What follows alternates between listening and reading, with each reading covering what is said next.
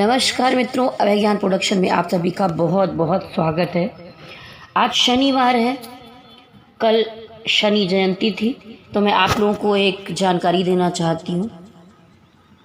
लगभग बहुत सारे लोग हैं जो शमी का वृक्ष लगाते हैं, उसके बारे में कुछ जानकारियाँ मैं आपको इस वीडियो में देने वाली हूँ।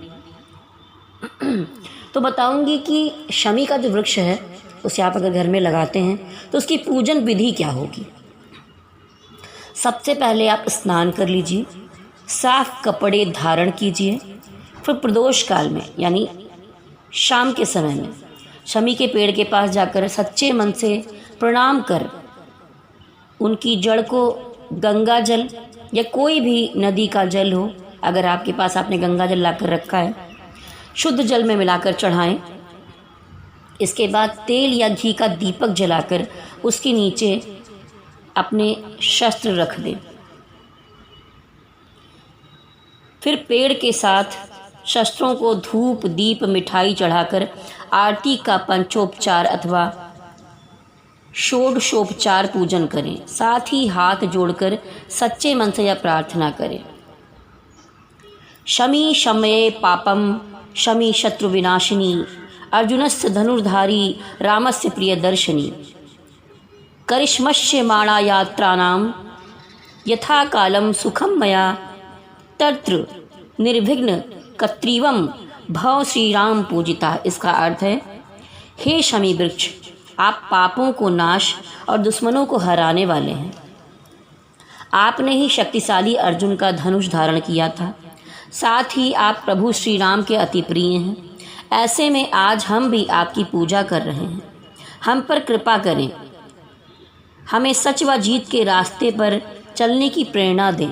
साथ ही हमारी जीत के रास्ते पर आने वाली सभी बाधाओं को दूर कर हमें विजय की प्राप्ति दिलाएं। यह प्रार्थना करने के बाद अगर आपको पेड़ के पास कुछ पत्तियां गिरी मिलें तो उसे प्रसाद के तौर पर ग्रहण करके रख लें। साथ ही बाकी की पत्तियों को लाल रंग के कपड़े में बांधकर हमेशा के लिए अपने पास रखें। इससे आपके जीवन की परेशानियां दूर होने के साथ दुश्मनों को, अगर आप कोई दुश्मन आपको परेशान कर रहे हैं तो उनसे आपको छुटकारा मिलेगा। इस बात का खास ध्यान रखें कि आपकी पेड़ के पास गिरी पत्तियां उठानी हैं। खुद पेड़ से पत्तों को तोड़ने की कभी भी गलती ना कीजिए। आप सोच रहे होंगे कि मैं शस्त्र की बात कर रही हूँ। हाँ, तो कभी कभी क्योंकि ये लोहे से रिलेटेड होता है, तो आप ऐसे कोई शस्त्र या चीज़ें रख के वहाँ पर पूजा कर सकते हैं। शमी को गणेश जी का वृक्ष माना जाता है। लोग शमी को शनिदेव का वृक्ष मानते हैं, लेकिन गणेश जी भी माने गए हैं क्योंकि इसकी पत्तियां गणेश जी की पूजा में चढ़ाई जाती हैं। ये बात बहुत कम लोगों को पता होगी, जिसमें शिव का वास होता है, जो भी गणेश के पिता हैं और मानसिक क्लेशों से मुक्ति देने वाले देवता हैं।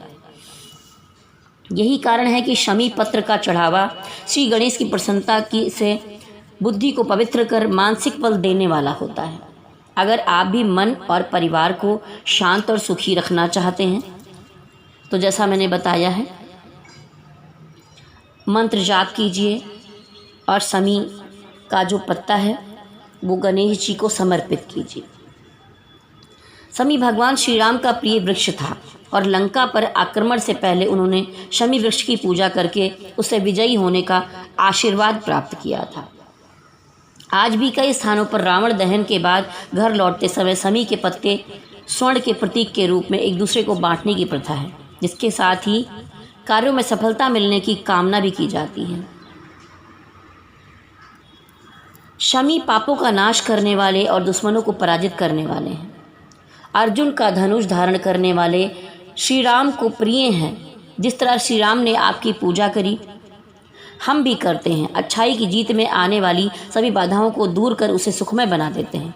इसीलिए आपको शुरुआत में लगा हो मैं शस्त्र पूजा की बात क्यों कर रही हूँ, तो चाहे श्री राम जी का धनुष हो चाहे अर्जुन का, इन सब ने शमी की पूजा की। यह वृक्ष जेठ के महीने में भी हरा रहता है। ऐसी गर्मी में जब रेगिस्तान में जानवरों के लिए धूप से बचने का कोई सहारा नहीं होता, तब भी यह पेड़ छाया देता है। जब खाने को कुछ नहीं होता तब यह चारा देता है। इसका फूल मीझर कहलाता है, इसका फल सांगरी कहलाता है, जिसकी सब्जी बनाई जाती है। यह फल सूखने पर खोखा कहलाता है और सूखा मेवा बनता है। इसकी लकड़ी मजबूत होती है जो किसान के लिए जलाने और फर्नीचर के काम आती है। इसकी जड़ से हल बनाया जाता है। वारामिहिर के अनुसार जिस साल समी वृक्ष ज़्यादा फलता फूलता है उस साल सूखे की स्थिति का निर्माण होता है।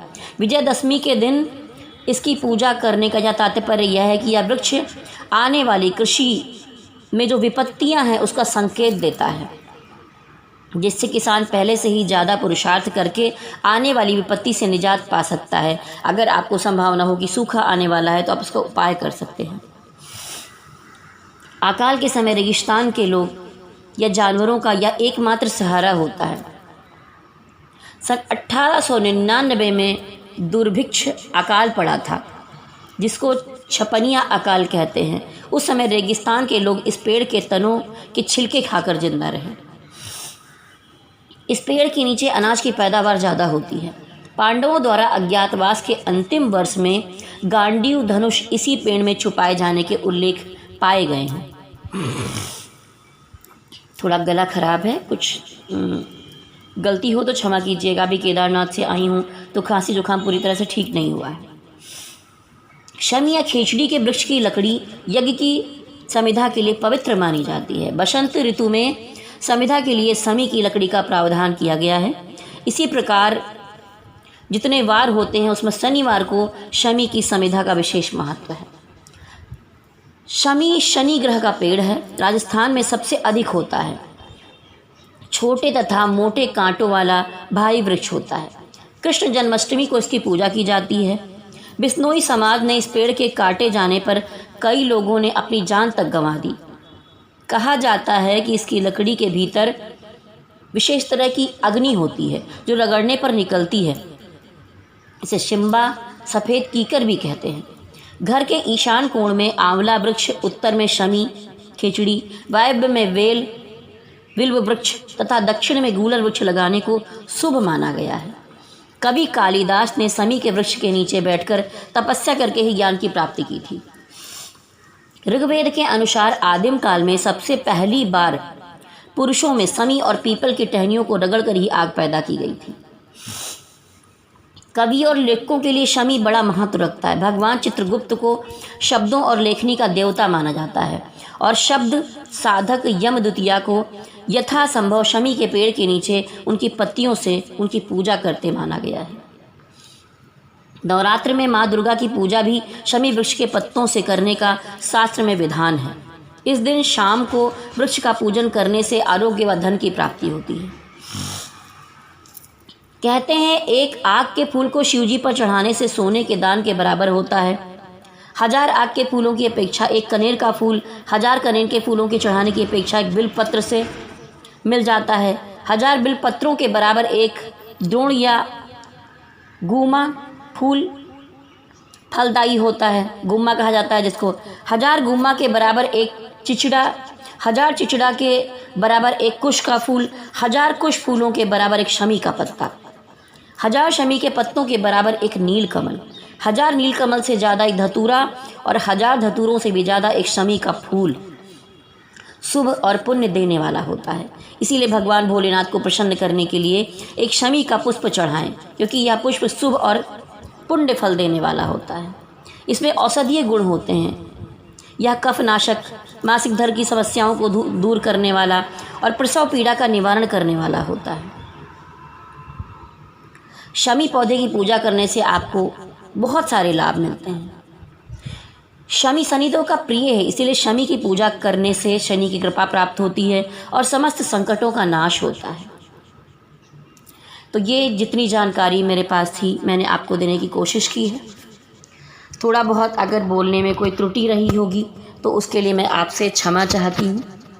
और भी आगे मैं जानकारियाँ देती रहूँगी। इसके लिए मेरे चैनल अभय ज्ञान प्रोडक्शन को लाइक, शेयर और सब्सक्राइब कर सकते हैं। मेरे साथ कहिए शक्ति माता की जय हो, भोलेनाथ की जय हो। ओम नमः शिवाय, ओम नमः शिवाय, ओम नमः शिवाय। हरि ओम तत्सत, हरि ओम तत्सत, हरि ओम तत्सत। ओम शम शनश्चराय नमः। नीलांजलम समाभाषम रविपुत्रिमाग्रजम छाया मार्तंड संभूतम तम नमामि शनश्चरम।